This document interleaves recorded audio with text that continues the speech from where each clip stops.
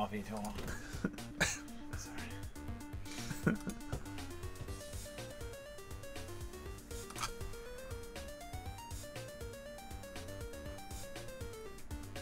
You didn't hit the start recording button, did you? No. Welcome to GNT, your one-stop shop for gaming news and whatever else we want to talk about. I'm Nick. I'm Brandon. And I'm Mike. Okay, today we're Mike. Dollar to the people. Okay. All right. Today we're going to start with Blizzard. They recently introduced some new skins in Overwatch, and a player sent on Twitter that he opened about 50 boxes and didn't get any of the new loot, and was complaining that they said, they're too hard to get, or they changed the odds. Blizzard said no, that the odds are the same. They just put them in with the rest of the stuff. So, I mean, naturally they're going to be a little harder to get than everything else. But the odds supposedly are of getting the legendary skins is about 1 in 11. So still not terrible, but I guess some people are having some bad luck with it. I spent a little bit of money on, not a lot, just a little bit on loot boxes. And I ended up getting the skin that I wanted, but it wasn't from a drop. It was because then I had saved up enough coins and got it. Yeah. And then once I got that skin, then I didn't play anymore. So that shows you how it There works. you go. Yeah. So, yeah, loot boxes, hooray. BioWare's Casey Hudson commented on a new Dragon Age game. It said it's going to be more story and character focused, and he referred to it as a live game, which he said meant it's designed for continued storytelling after the main story. So they're working on the next one. You played the last one, didn't you? A little bit? I did, and, it was supposed to have good mechanics and stuff, and I really tried to give it a chance. And at the end of the day, just the art style and it wasn't my cup of tea, and the gameplay wasn't so compelling that I felt myself just wanting to play it regardless. Which sometimes, if a game has good gameplay, you can kind of overlook the art style if you don't like it, like a lot of people did with Borderlands. Borderlands wasn't for everybody, but people liked the gameplay, and then they just looked past the graphics, and it was more about the gameplay. Unfortunately, that wasn't the case with me in that game. Just really couldn't get into it. I mean, I think it had potential, but I don't. Just wasn't for me. Right. I played Dragon Age Origins, and it was a good game. It had a good story, but I forget, another game came out or something, and it wasn't good enough to keep me there. So it seems like they're kind of going back to more of a story-based format. Have you played any of them? I think I started the first one and got part way and then quit I don't remember why. Maybe something else came out. Yeah. But I think I remember playing the first one. I think there's a lot to it. I think there are a lot of different ways you can go, characters you can meet. Oh yeah, you could do your own character, and then you had the other characters, and there were a lot of options, and I think that's part of its strong suit. But if I remember correctly, there's just something about it just didn't click for me. But. Right. Ghost Recon Wildlands added loot boxes with their extended ops update. It's all cosmetics only. There are the Spec Ops crates for the campaign and Ghost War crates for the Ghost War mode. They said you won't get duplicates, and players will get one of each for free. And then I think the only way you can get more is by buying them, which I didn't understand.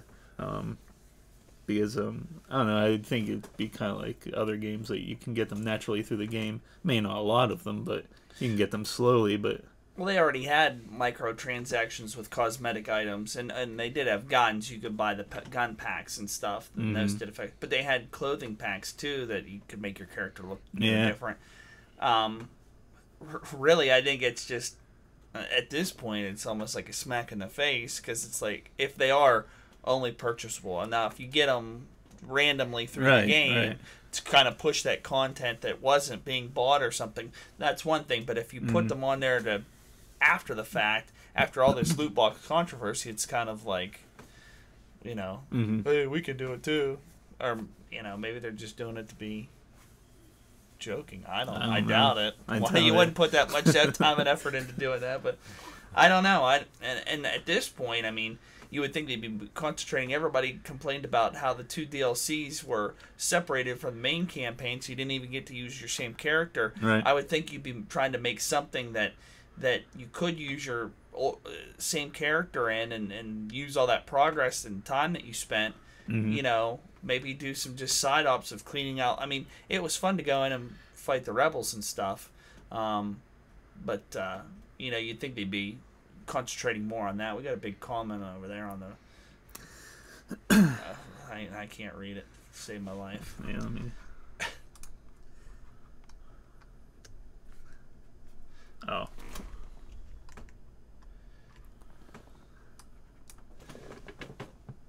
I was sitting here. Oh, hey. Oh, jeez. Hold on here. Whoa. Sorry, one second, I'm messing with the Jesus. chat.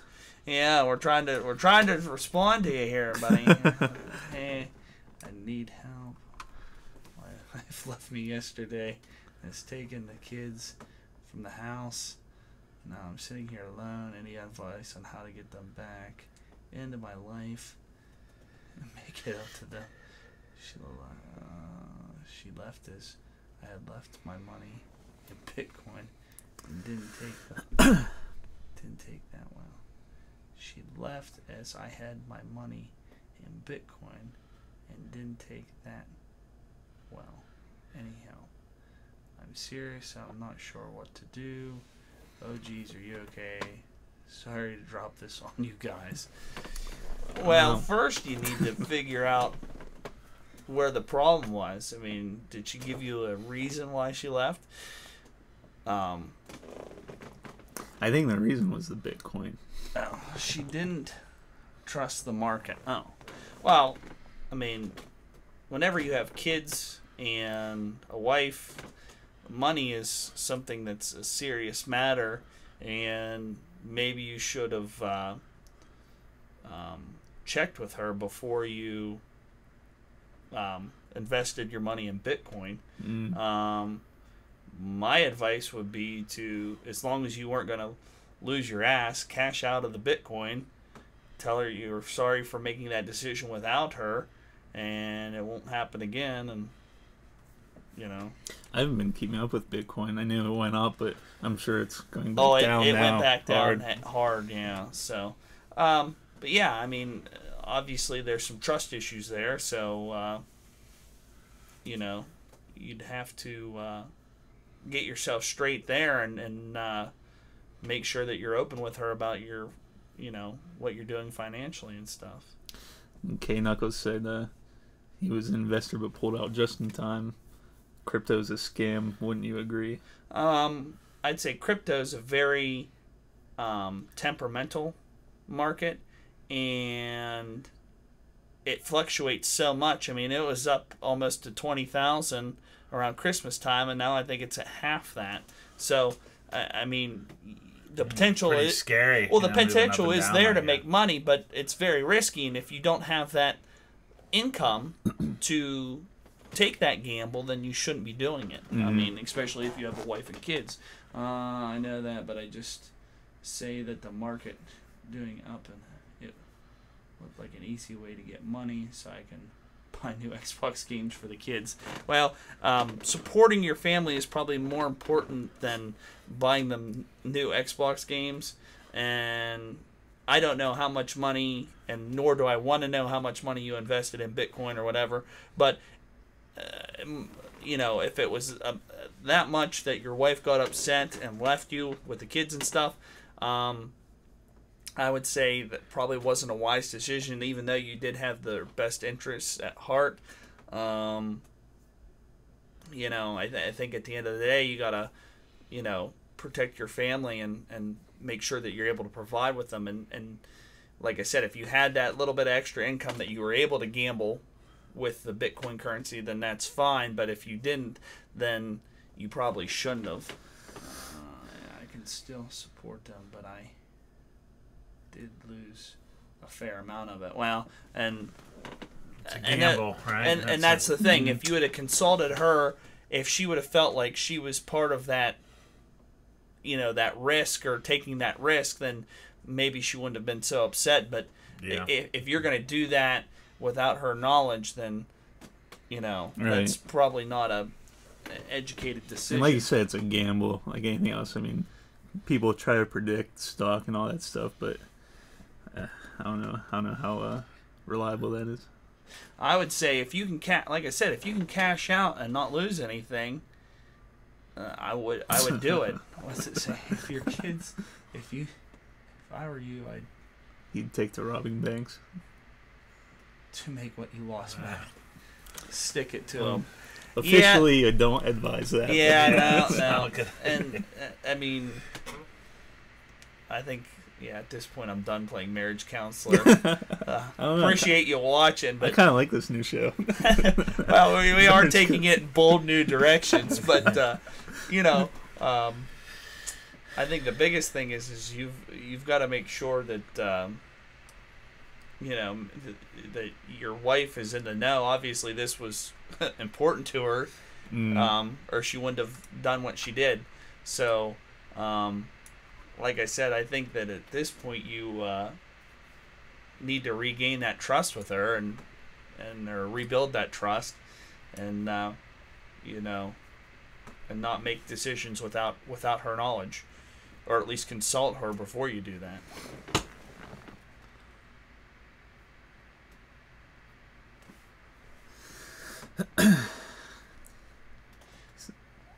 Yes, you may have earned it, but at the same time, you are also partially responsible for providing for your wife and children. You said that yes, you could provide with them, provide to them even with your losses and stuff, but at the same time, how does she know that you're going to go too far and then not be able to provide with them? You can't take those kind of risks and expect them to not react. Now, did she overreact, underreact? I don't know. I mean, like I said, I don't know the number figures, don't want to know the number figures, but at the same time, it seems like it's a real trust issue that you're dealing with here, and you've got to rebuild that trust. And so I think taking and recouping the money, or if you can cash out without losing your ass, you need to do that, and apologize for not consulting her first, and try to regain that trust. Mm-hmm.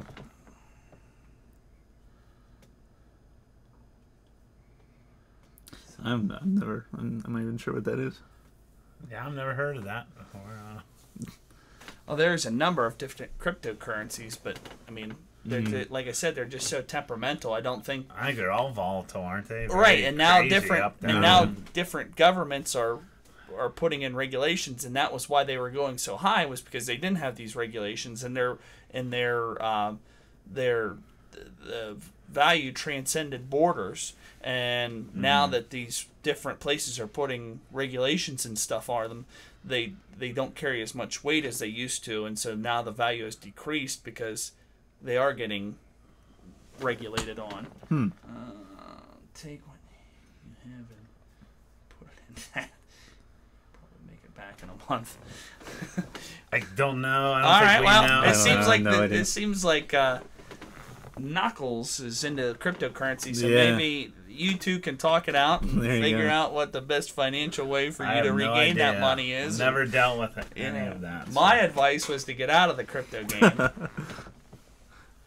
Applied for overtime at work now, so I'm gonna try and work back the money. Also, being a banker would be a bad idea, seeing as I'm a bank manager in the end. Oh my goodness! Yeah, I think you need to get your financials back on track and try to rebuild the trust. And that's my advice for you. And take it from three guys who have never been married. Yes, yeah, we know what we're doing. All right. Yeah. All right, so moving on. Let's go to our next topic. Where were we? Ghost Recon? We just did Ghost Recon, yeah. Now, Blizzard is their Battle for Azeroth expansion coming out this year. And they said they're hoping to diversify the classes. Quote, our goal is that whatever powerful kind of utility a class brings, it's something that the group will be happy to have added to their toolbox as they approach a challenge. So it sounds like they're kind of hoping to give each class, some character. Like right now, you have your DPS, but really from hunter to mage, I mean, really you're just doing damage.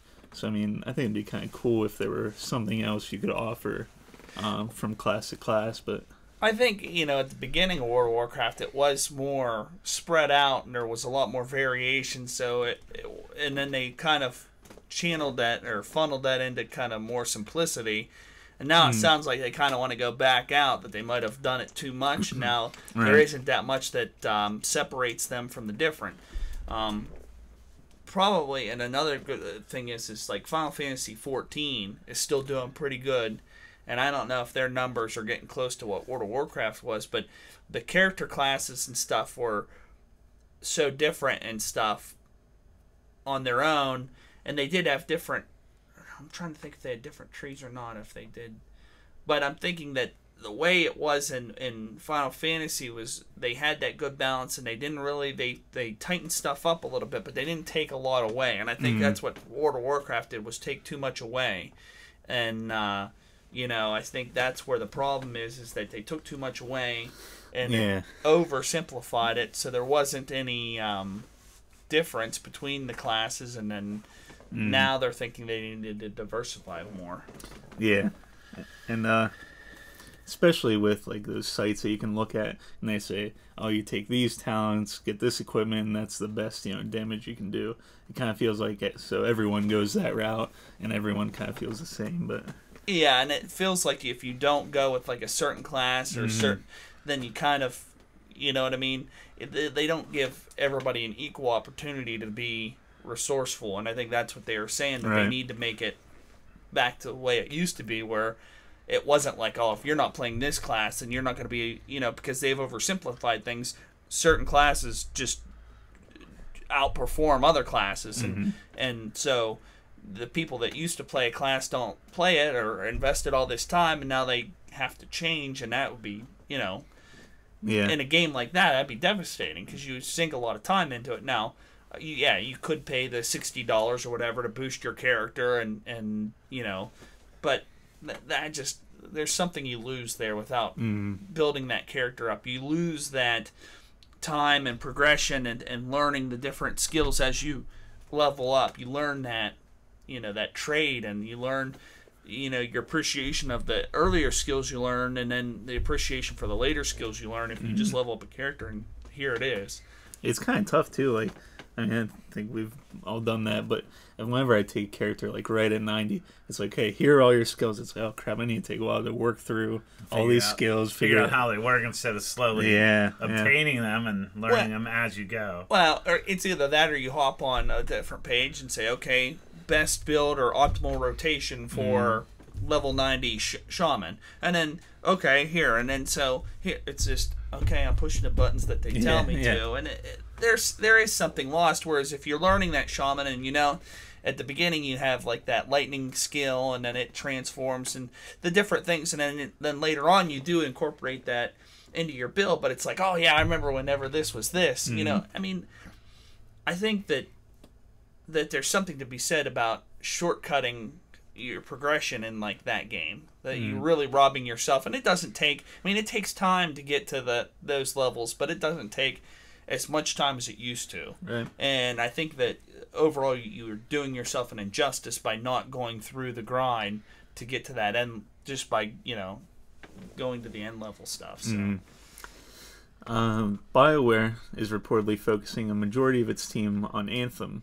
However, sources close to Anthem place its release date closer to 2019 and not 2018, which is a bummer. But yeah, I did hear that it was, but I really think they need to go back to the drawing board, and I think they need to bring it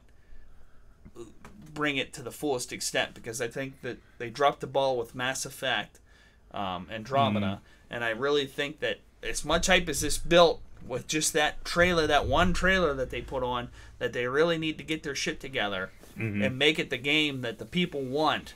Right.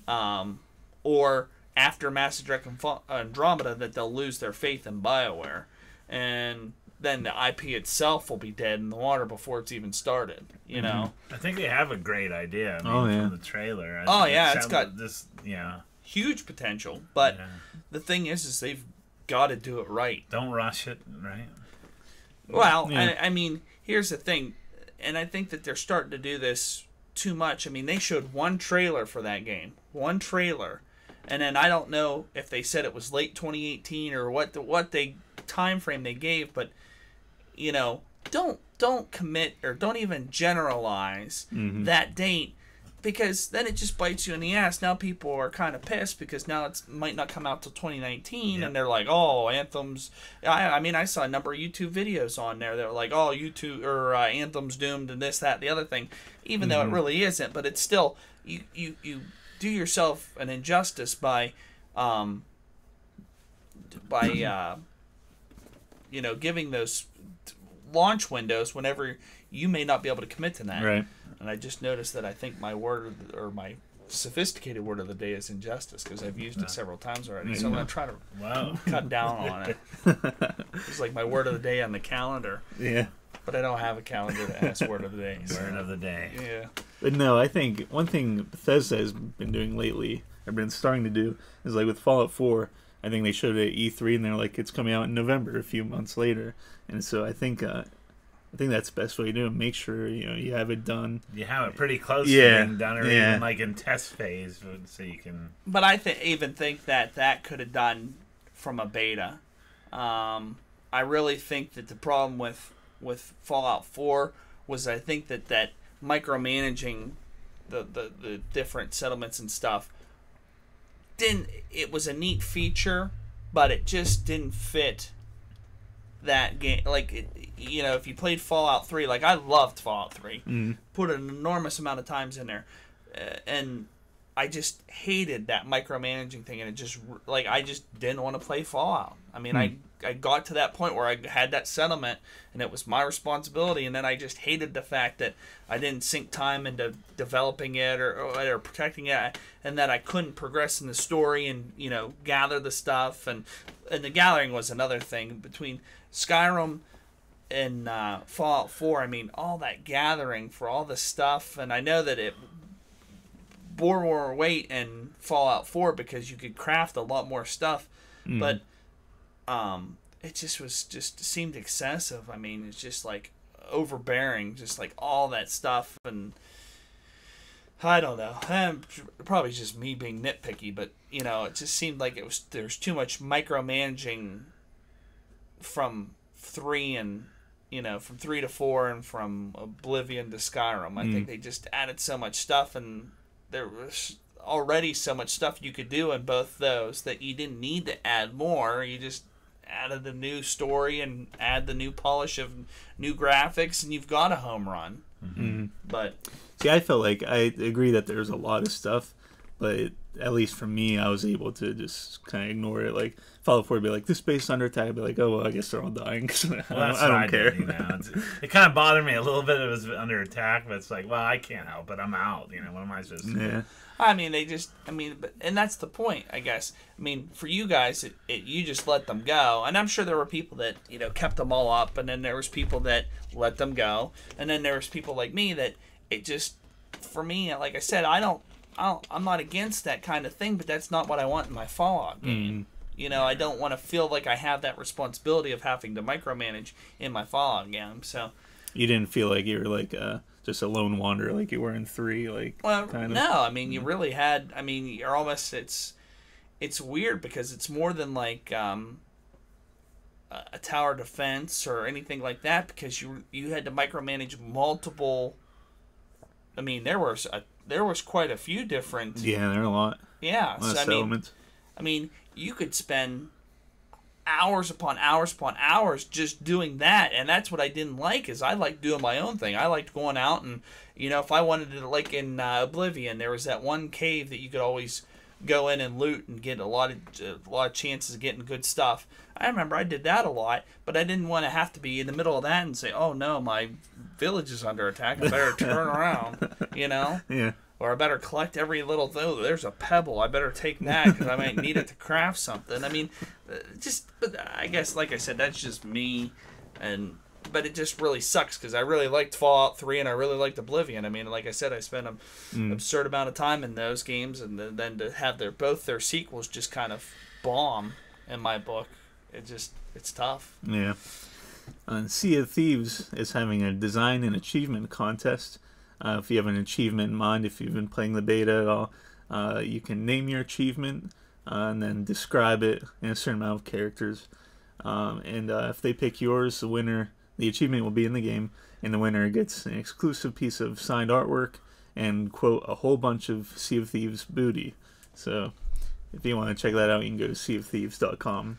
I know there's a lot of streamers playing the beta and stuff, and it seems to be doing pretty good. I mean, I took another look at it, and I think it does have potential. It's just, I mean, with other games coming out, it's hard to, say, okay, I want to play that, over these other games. We have roughly, a couple months? Yeah, but you're looking at that release window, you're looking at Far Cry 5. Yeah. So if you had to pick up Far Cry 5 or Sea of Thieves, what are you going to do? That's a tough one. Given Far Cry's history. I mean, Far Cry's always been a solid game, solid gameplay. Yeah, I'm definitely getting Far Cry 5. So there you go. So, I mean... Now, do I get Sea of Thieves also? I don't know. I mean, it looks like Sea of Thieves is a game that's going to require a lot of time. So it's like, do you get that and then neglect Far Cry 5? Or what do you do? It's just like I said, whenever you have a market that's so saturated with AAA games, you can't... unfortunately, you have to choose a launch window at some point. You have to commit to it, but you always know that you're going to be going up against something that could potentially bomb your game. So yeah, the part that appeals to me about Sea of Thieves is the exploration and being able to find treasure and find cool stuff. If there's a lot of that, I mean, maybe I'll watch the beta and stuff and see what it's like. It could be like No Man's Sky, but just in the ocean. Yeah. Endless booty. You never see any other players. Infinite booty. Yeah. Never see anyone ever. You explore. Even the people you want to team up with, your fellow shipmates. No. They're on another side of the galaxy. Oh, man. Former Uncharted director Sean Eskig and Dead Space producer Stephen Barry have joined Square Enix's Avengers project.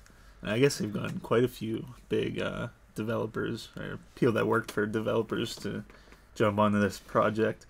Really no other information about it. Don't know when it's coming out or what it's going to be like. But I expect we'll see something at this year's E3. More than what we've seen prior to this. I think they'll release some good info, or at least a trailer for it, to give you an idea of what it's going to be. I'm excited. I think they could do something cool, but we'll have to see what they do. Yeah.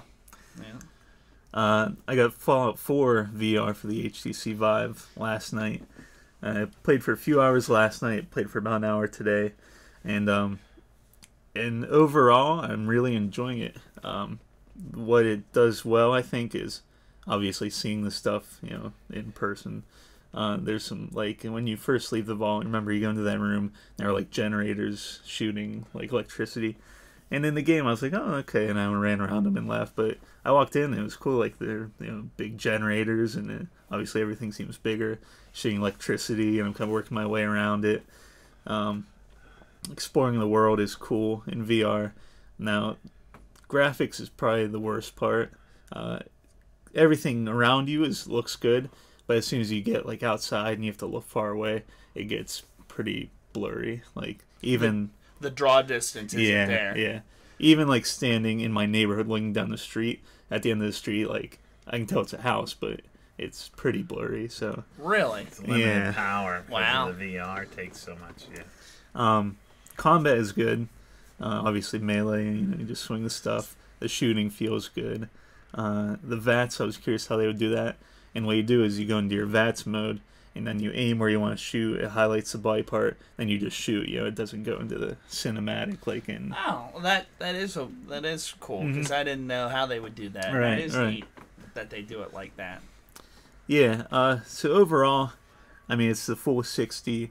I think it's worth it for me. I think I'll put enough time into it to get the money out of it. Not after tomorrow, my friend. Well, that's true. You think that now, but tomorrow's another day. That's true. Yeah, so overall, I think it's really good. Logan was nominated to get an Oscar for Best Adapted Screenplay. It'll be up against Call Me By Your Name, The Disaster Artist, Mudbound, and Molly's Game, which I haven't seen any of those. I don't know. I haven't heard of any of those. The Disaster Artist I've heard of. I did hear the Disaster Artist, and I think I've heard of Molly's Game. But Okay. It's the only... There have been 3 superhero movies to get nominated for awards outside of technical awards, so outside of visuals or sound. The Dark Knight got the Best Supporting Actor for Heath Ledger. Oh, okay. Yeah. The Incredibles got Best Original Screenplay. Or they were nominated. They didn't win. The Dark Knight won. And now Logan's nominated for Best Adapted Screenplay. So I always like seeing superhero movies get at least nominated because it seems like they never do that. But Yeah, it seems like all the Avenger movies, all the Marvel movies, all that stuff, and they don't get anything. No. Except for billions of dollars in the box office. True. I think these awards are nothing more than oh yeah, your movie sucked, but it was the vision was great. Here's an award. It's like for the artistic movies. Yeah. Lauren Heisrich, I think, writer on Netflix's Daredevil, is writing the Witcher Netflix series. She tweeted that they finished writing the pilot, and then Netflix will have to greenlight production for the pilot. And then if that does well enough, then they'll do the series. So. Oh, I think the Witcher series would be phenomenal. I would think so, too. And I trust it in Netflix hands. I mean, Netflix has been knocking it out of the park with some of this shit they've been releasing lately. I mean, it's funny, but I almost get on Netflix now more for their original content than For anything else. else, you know? And that's great. I mean, it's great that they're able to do that. And it's good that they still have, they have a pretty good selection of movies. I mean, they have Guardians of the Galaxy 2 on there now, and that's a pretty recent good movie. one. Yeah.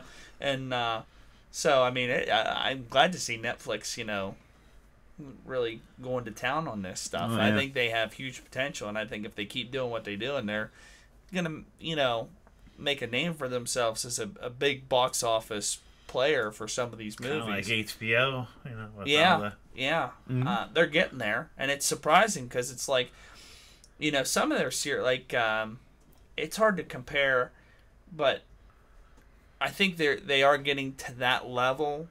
But like as far as series that have like super special effects, I don't think they've really done anything that's pushed the envelope or been No, not that I can think of. I mean, I think everything's been pretty well grounded. And I think if they did a Witcher series, I think that's when you'd see the start of them pushing the envelope. And if they were to do it, they'd have to do it justice. I mean, they'd have to have good production values. Yeah. No cheap green screen shit like Walking Dead. Just saying. I just watched Chappelle's latest special on Netflix. Oh, it's unreal. He did one. I think one came out last year. And it was a 2-parter. I watched both of those. They were both hilarious. And then this new one, I watched the first part, and it's really good. I also watched this week The Killing Joke, which is it was a Batman comic, and they made it into an animated movie. And I started watching it, and I didn't know specifics, but I knew heavily featured the Joker. It was kind of about him, and obviously Batman. So it opened up on Batgirl, and she's going after this. I forget the guy's name, some criminal. And about half hour of her going after this criminal, I'm like, did I order the wrong thing? Like, I'm looking, I'm like, no, it's a Killing Joke. So then half hour, it wraps that story up. And then it's not a break, but it goes from that to Batman going in to talk to the Joker. I'm like, okay, here we go. Which I looked up after, and they added that kind of like a preface with the Batgirl.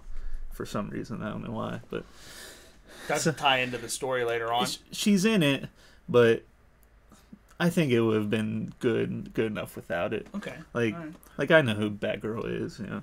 It's almost like a separate little story they just Yeah. threw in the front. I don't know if they were worried that they wouldn't know who Batgirl was or there'd be no connection with Batgirl, but so I get into the Killing Joke, and I'm not going to spoil the end, but because I think you guys should watch it. But overall, it really goes into the Joker's backstory, and obviously, I mean, it's him trying to get people to see that, you know, everyone's as insane as he is.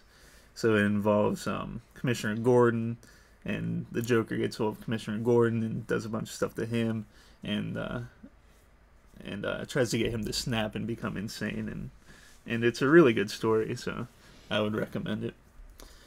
And then we watched the end of the effing world on Netflix, and what did you think of it? I was surprised. It starts off really strong and may turn some people off, but the nice part about it is the episodes aren't very long and it moves very quickly. I mean, it's only 8-9 episodes. Yeah. So it doesn't take long to get through it. It comes on strong, and you're kind of thinking, "Oh man!" and it goes and it hits this peak, and then it's like, okay, and then it plateaus, and you ride in this high of this story, and then at the end it's bringing you down, and you're like, oh man, and then right before you get any real resolution, it ends, but it's got such a good arc in it that it's like I said, it starts off really strong, and it may put some people off, but I think if you give it a chance, like I said, the episodes aren't long, and you'll get past. I think the first couple episodes, the first 3 episodes are probably the hardest part, and then once you hit that peak, and then you're like, whenever it happens, you're like, oh shit. I mean, you literally like, wow, and then it all just falls into place, and then you're like, oh okay, and then it's really good.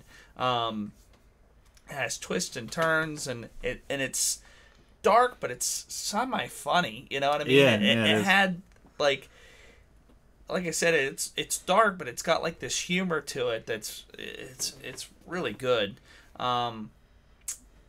It was done in Europe, and I really liked it. I really hope that there is a second season or whatever. I hope that there is a conclusion to it. I hope because if it was like that, it'd been better just to do it as a movie than do it as a show. But yeah, so the basic story is that main character James thinks of himself as a psychopath and wants to kill someone, and then he meets this girl, and she has family troubles and wants to run away, so they run away together. And at the beginning, James is planning on killing her at some point, and and it's funny at the beginning as I was kind of watching the first couple episodes, and I thought, man, I kind of hope they let him kill her, because I thought, I don't know if I want, he falls in love with her and they run away. But spoiler alert, that's what happens, and I was okay with it. Well, I don't know if that's fully what happens, but yeah, I mean, some things go down, and where it leads them is unexpected, and like I said, for 20-minute episodes, 8 episodes, 160 minutes, roughly about 3 hours. Yeah, I think it's well worth it. I was impressed. I mean, I didn't have super high expectations going into it, but like I said, once it hits that peak, once you get like a couple episodes into it, and you hit that peak, you ride that high, and then like I said, then it starts to settle down, and you think that you might get some resolution, and then it ends, and it's like, oh man. So I was really impressed with the writing and how things played out, and the acting was good. I mean, I love how at the beginning she goes, "I saw you skating. It was pretty shit." I just, for some reason, that line stuck with me, and I love it, and I just like that. And he's like, okay, and then he's like, "I'm gonna kill that girl." It's like, oh man, this is great. And what's crazy is if you tell me there's two characters, one's a psychopath trying to kill the other girl, and the girl is pretty rough, and I wouldn't think I would like them, but by the end of the story, I really like these characters. Yeah. It was actually kind of a sweet story Yeah. in a weird way. Yeah, it was, too, because, I mean, stuff, like I said, the stuff that goes down is justifiable, you know, to an extent. I mean, Yeah. so, but it's good stuff. It's worthwhile watching. Mm-hmm. So, All right, so what have you guys been playing this week? I'll tell you what I'm gonna be playing. A little game called Monster Hunter World. Now, actually, I've been playing The Division. They got a global event going on. It's actually, you know, and a lot of people said this, and I have to agree with them. The time that the developers have put into redeeming this game or bringing it back to what they wanted and what the fans wanted or coming to common grounds, I mean, they've put in the work. Patch 1.8 came out, and the game is where it should be. It feels real good. There's balance across all the different gear sets. There's balance across weapons. It's in a really good spot, and these global events are really cool because they're an easy way to kind of get you geared up and get you good gear and stuff. And then they've refined the ways that you can maximize your gear or optimize it, I guess I should say. And they've really got themselves to a good spot in this patch. And like I said, these global events that they started doing are a lot of fun. They add modifiers, like this one's called Ambush. And so you get a damage buff if you stand still, and it's this little bar. And as you move, it depletes, and then as you stand still, it builds back up. So it really is promoting the play style that they wanted to have from the very beginning, which is the cover-based stuff. But what they did is whenever they started building these gear sets, and people, obviously with the numbers and everything, started optimizing it and finding out what they needed to do, it began to be a little bit of a run and gunner, and not so much cover based how they used to have it. So now that focus is put back into this, ambush mode where you play and does change the play style a little bit. And but it's a lot of fun, and it gives you an opportunity to get the good gear because you get these special credits at the end of doing different activities, and then you can spend them on these caches that have a good opportunity of either dropping exotic, which is red gear, which is like the highest gear in the game, or these classified gear sets, which offer a 6-piece bonus over the normal gear sets with the 4-piece, and just really mixing it up. And really, like I said, I mean, I have 6 different builds that I kind of play around with, and I don't have any of them like really finely tuned or anything, but they're all a little fun, they're all viable, and I can play any one of them and have a good time, and it's really, like I said, they've really got it to a good spot, and it's really helping passing the time until I play Monster Hunter World. So, Right. I mean, that game, I just it's going to be phenomenal. I think we're going to have such a blast playing that. Just lots of possibilities. I think just the hunts and going and scavenging and stuff and crafting and doing all that stuff. I just think it just has a lot of potential, and I look forward to it. I'm really excited. I was kind of a fan of the Monster Hunter games, but I never really had a good opportunity to play them. Never was much of a handheld, and that's where over in Japan, where it's absolutely huge, they were showing different conventions and stuff of where all these people would be sitting in like these like auditoriums and stuff with their handhelds, just going to town playing Monster Hunter, and that was why it had become so big, is because handhelds are the bee's knees over there. They're the lifeblood over there, and so now that they're bringing these to the consoles, and really had the power, and people are saying, oh, this is such a change. And I was watching one review today that said, I hope that they've almost spoiled me by doing this on a console, because I used to be able to play and go outside and do this stuff and play on portable. And they said now that they have this, and this is like next level, they've done such a good job with just all the different dynamics of the game and keeping the core game that everybody loves the same, but making it available to new players, and then bringing the more powerful consoles with better graphics, and then that also enables them to do different dynamic things with the AI as far as the monsters go. They said it's just a whole nother level. And they said that they hope that they can take and still capture that, what they've done in Monster Hunter World, and put it into a portable game. Maybe not graphically, but just the different aspects of it. And I think that the problem will be is I think that a lot of the things that the improvements are all resulting in having that more power. You have the seamless travel between the areas, which you didn't have before. You have the new monster dynamics, which you didn't have before. I mean, you had them, but not to this level, because now you have all this processing power that you can have these creatures do all these different things and have it be a living, breathing ecosystem that, you know, you can sit there and watch the animals go and graze and then go to a watering hole and then run from another predator that comes in there and maybe tries to eat them. And so it's just really cool and exciting to, you know, to be able to get in there, dive in there and hunt them and kill them and then wear them. Yeah, wear them. Yeah. Wear them. You have a particular set of skills. Yeah. You will find them and you will kill them. Okay. Yes. What's funny is last weekend I didn't get a chance to play the beta.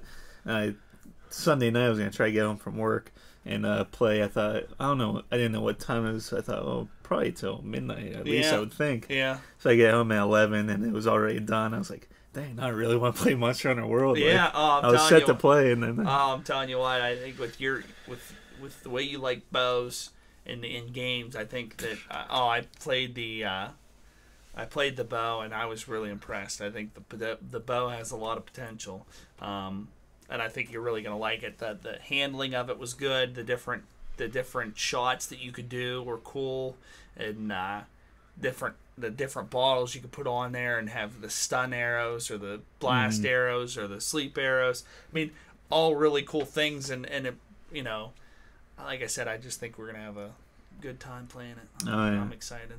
And then Mike with his hunting horn. That's right. He'll be able to play killer jams while we thump on you gotta monsters. figure that out. Oh, it's easy. The horn. I played it. It's easy. You'll be able to jam out. And... That's all I'll do. I'll just be standing on the sideline playing my horn. Yeah, there you go.